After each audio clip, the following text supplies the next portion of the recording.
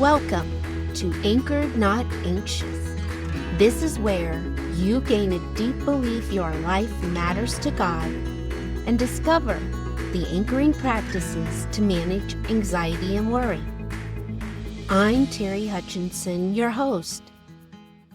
In this episode, you'll discover the protective barrier gratitude erects against daily negative messaging.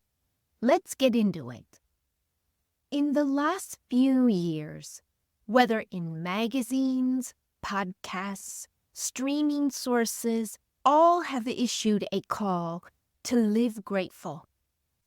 Giving thanks has been a major focus. I'm certain we take a lot for granted, but are we actually ungrateful?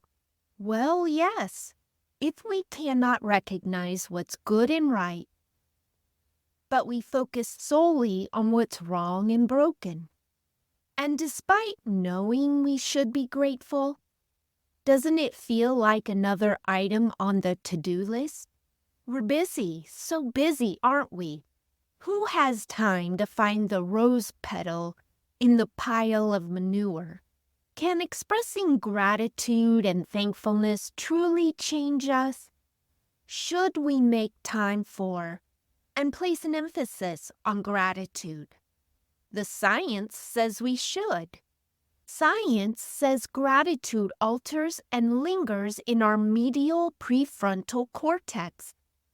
This is why gratitude acts like a protective force field against negative messaging, even your own. Gratitude enhances your ability to see and find what is right, working well and good. Take a second and consider your average day. How much time do you invest in problem solving or finding the root cause of why something is not working? We are mono-focused on troubleshooting, threat awareness, and searching for errors. Our work environment, our occupation, or a negative outlook drives this state of mind. Problem solving, root cause analysis, and searching for errors has its place. It is necessary, but can we turn it off? When 75% of all we see or find is the wrong, the failing, the broken, it activates our critical judgment. Then our perspective is skewed and damaged. We see through a lens etched with a deep scratch, and our obsession with the defect prevents us from seeing anything else. We can replace the scratched lens with a new one if we search for reasons to express gratitude. I can admit to having trouble with expressing gratitude. It's often during times of frustration, hurt, or when things don't go my way. It's funny how my mind goes completely blank when I attempt to list what I'm grateful for. If I stay with it, eventually I find my go-tos. Thanking the Lord for food, grateful for my employment, thankful for friends, and forgiveness and mercy, and so on. All of these are fine reasons for gratitude. But a gratitude practice can be far more meaningful if we focus on the details. For instance, have you ever expressed gratitude for the organs working well in your body? Sounds odd, but why not? Don't we eagerly complain about the body parts not operating the way we want? We get irritated with cranky joints and muscles, the migraines, our asthma, or cardiac malfunction. Yet, we don't appreciate what is working at an optimal level. Your brain, eyesight, bones, lungs, intestines. Isn't gratitude appropriate for what's right in your body? What about your financial situation? A focus on what you lack edges out gratitude. For those of you in a period of financial setback, it hurts, and it's like being in a pit. If you can muster it, attempt asking God to show you where He is in it. Ask the Lord to help you see Him with you and for you. Be watching for the small ways you get what you need just in time. What about your employment? I had a job where retaliation was rampant and I couldn't quit. I couldn't take another position. So I dug deep to find the good in being with those people in that workplace. I expressed gratitude for my manager, coworker, for God's hand with me in that place. Mostly, I thanked God for providing the employment itself because we know it's not to be taken for granted. Another aspect of gratitude is being thankful for what is not happening or has not happened. Here's an example. I drove 70 minutes to and from work every day in the dark most of the year for 6 years. Never was I involved in a collision in the heavy traffic. Most every day I express gratitude for that fact.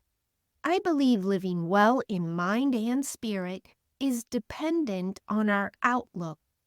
We can zero in on the brokenness of any situation, or we can appreciate the small and intricate ways things are working together for our good.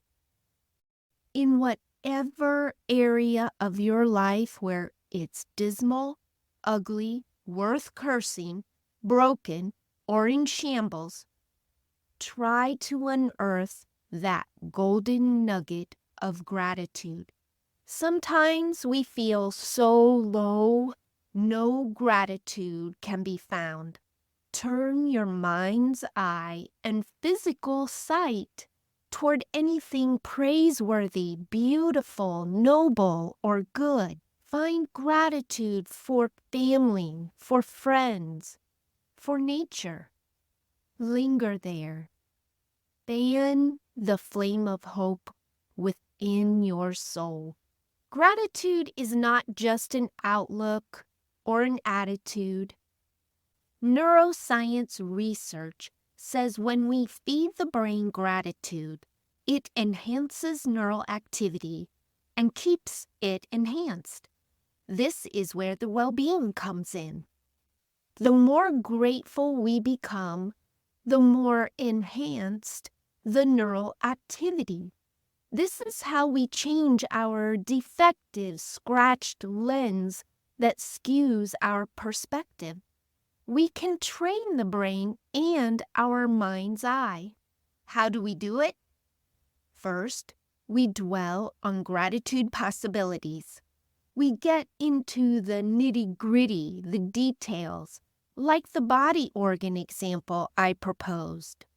Dig for reasons to be grateful and thankful. Make a list. Gratitude or thankfulness for the details and small stuff is the best focus for keeping us from overwhelm of all that's broken and messed up. Here are a few tips for creating gratitude prompts, cultivating a protective barrier against negative messaging. I encourage you to do it because you will change your view of the world around you. If you are an auditory learner, I suggest recording a grateful list on your phone's voice recorder. Play these back daily, pausing the recording periodically to fully engage in thankfulness. If you are a visual learner, I suggest writing out your grateful list on paper or your phone. Read these aloud or silently, but linger over each. These easy-to-start options can move you into a gratitude session no matter where you are. Do it as an act of self-compassion for whole health. Go to the podcast website and find a free gratitude list of Bible verses to jumpstart your gratitude practice. Thank you for listening. It would mean so much if you would leave a comment on the podcast app. I would love to know what you're thinking. What you think matters to me. Until next time.